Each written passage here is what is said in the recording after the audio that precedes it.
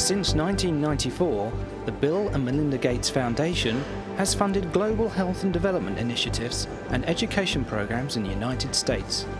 In recognition of their work, they recently received an honorary degree from the University of Cambridge.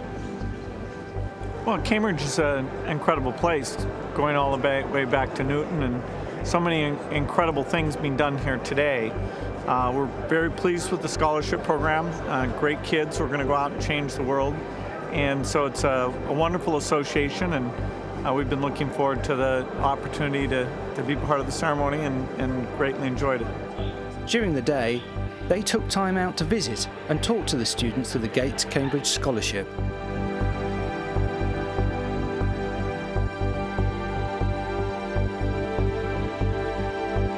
In 2000, the foundation made a donation to the University of Cambridge of $210 million to establish the Gates Cambridge Trust, enabling outstanding graduate students from outside the United Kingdom to come to Cambridge to study.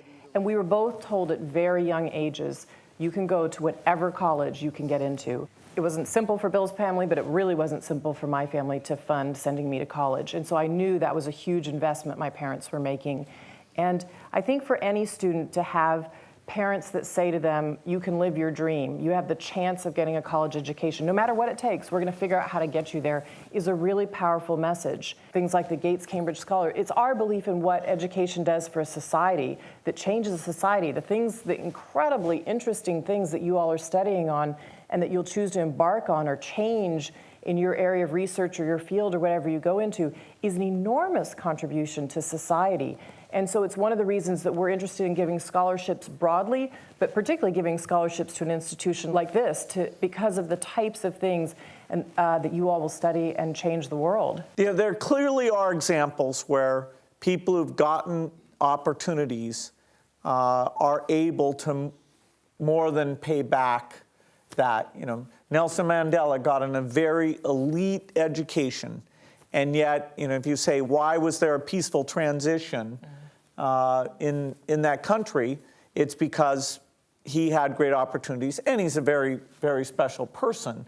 And so what you want is a scholarship that selects people who care about broad issues that have great impact, and you know, that gives you a chance that they're special in terms of the kind of leadership or insight that they can provide. The foundation is controlled by its three trustees, Bill Gates, Melinda Gates, and Warren Buffett, from its base in Seattle, Washington. The largest philanthropic foundation in the world, the foundation has awarded grants worth almost $9 billion. We don't want a foundation that lives on in perpetuity. We feel like the resources that have been amassed because of Microsoft should go back to today's society's problems. The belief that, you know, we've chosen what areas we want to go into, and that the problems of today's society are things that we can hopefully affect. The resources that we've had that will go to the foundation will be given away within 50 years after the last of us passes away. And I don't know, if we do a really good job in our lifetime, it could end up being even sooner than that. I mean, we have a lot of ambitions and things that we really want to see happen. Well, one thing to understand about Warren, though, is that he does not plan to die. And you know how you're supposed to have a note in your desk that, you know, when you die, they go and they pull it out and it says what to do. And Warren's got that note, and it says, check my pulse. Bill and Melinda began the foundation on the premise that all lives are of equal value, and that wherever you live in the world, you should have an equal chance at life. We now have three large areas that we focus in. Global health, which is all the work we do in the developing countries around diseases like AIDS, tuberculosis, malaria, maternal issues, child issues. We have another group called Global Development that really surrounds that work, that says, how do you help people lift themselves up economically, whether that's taking the green revolution from Asia to Africa, or whether that's helping people with microfinances so they can do more savings. So that Global Development group, their work sort of surrounds our global health work. And then we have a third group that's focused really in the US. We said, what is the greatest inequity in the United States, and that is an incredible education. If you have the chance to study at a place like Cambridge or many places in the United States, your chance of contributing to society and doing what you want with your best talents really makes a huge difference. And in the U.S., there's such an inequity between the kids that have the chance to receive a great education and those that don't. So in the U.S., we're really focused on transforming the high school and the post-secondary degrees to help people be able to get a great education. Although the fund controlled by the Gates is worth over $35 billion, they are realistic about what these limited resources can achieve. We specifically don't work on things like cancer, or we don't work today on climate change, and not at all because we don't think they're important. We think they're incredibly important topics. But we did have to say to ourselves, what is it that we think our resources can do, and where do we think we can have the right amount of focus that we could actually make change? The capitalistic markets do work for a lot of things, and we essentially have to both piggyback what those things where they work and focus on the areas where they don't work. And the biggest area they don't work is in the needs of the poor. That is the voice of the poor in terms of saying to society, put your scientists on malaria. That voice, because it's multiplied by dollars, isn't heard. And so we can step in and say, no, that's inappropriate, knowing that if you cure malaria, then actually some pretty fantastic things happen. Not only do you save those lives, but also you get much better health, you get better productivity, better learning, and actually population growth starts to go down. So any problem you care about, environmental type problem, getting the peak population to be lower is a very key thing. Focusing the resources on primary care provision can make a huge difference to a given population. Most people in Africa will live and die without ever meeting a doctor. What they need is a just so-called primary care facility, and that facility has to be able to give the vaccines, because that's the backbone of healthcare.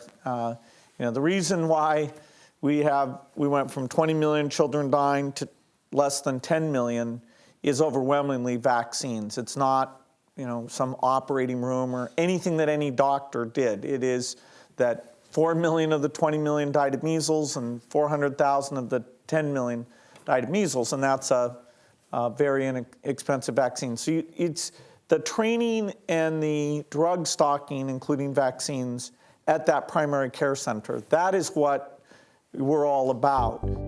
Focusing the resources on primary care provision can make a huge difference. Most of the grants we tried to build in impact assessments right from the get-go, and some are much easier to do than others. But also, again, it does come back a bit to leadership. We are saying to ourselves on some of these, we're willing to try some things and take the risk, and we may not get exactly the impact we thought, but we have to decide whether we're going to keep investing if we think we're going in the right direction. And those are decisions that we make together very much. Good leadership is key to moving forward, but clearly good governance at state level is necessary to ensure the Foundation's work reaches the people that most need it. I'd say governance is one of the few things that I wish we knew how to take money and create governance. We do a few things, but it's very hard as an outsider to bring money in that cause good governance.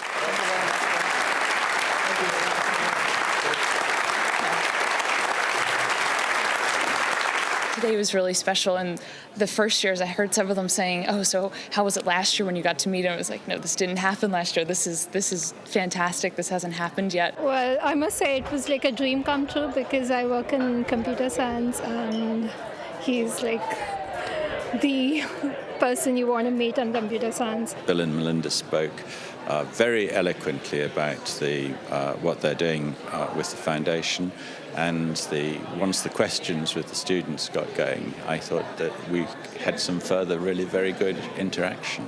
It was terrific. But what about Bill and Melinda's legacy? How will they want to be remembered? Well, we don't really care if we're remembered, but there's a lot of diseases that we've put resources behind eliminating, and there are great scientists working on that, and I'd love it if malaria and TB and AIDS, among others, could be eliminated partly as a result of the work that we're backing. We're really looking for you all to go out in the world and figure out what you want to do in your areas of expertise. And that's why we didn't specifically say we're only going to fund people who are doing tuberculosis or malaria research in these scholarships. We did want it to be broader because you may come upon something in zoology that isn't something that we do that we necessarily had thought of or focused on. The ideal is that this group is more focused on knowing the problems of the poor, both learning about it and getting out to experience it.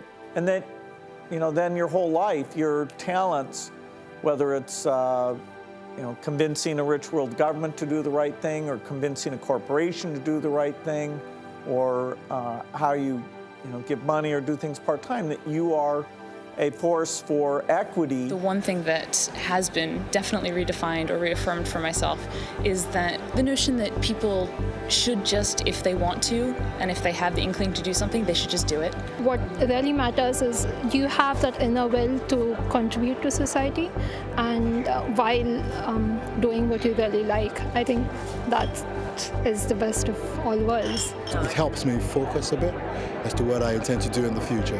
It's giving back to the society and concentrating on such issues in my own little way. Given my area of research an interest, I intend to focus more on it and see how best I can give back to society in that respect, following on from what we've talked about today. I was actually just talking to Melinda personally just right now, and it was wonderful to actually be able to say thank you and just shake her hand and just be able to one-on-one tell her what I'm doing and just have her say, that's fantastic, keep doing it. It was wonderful.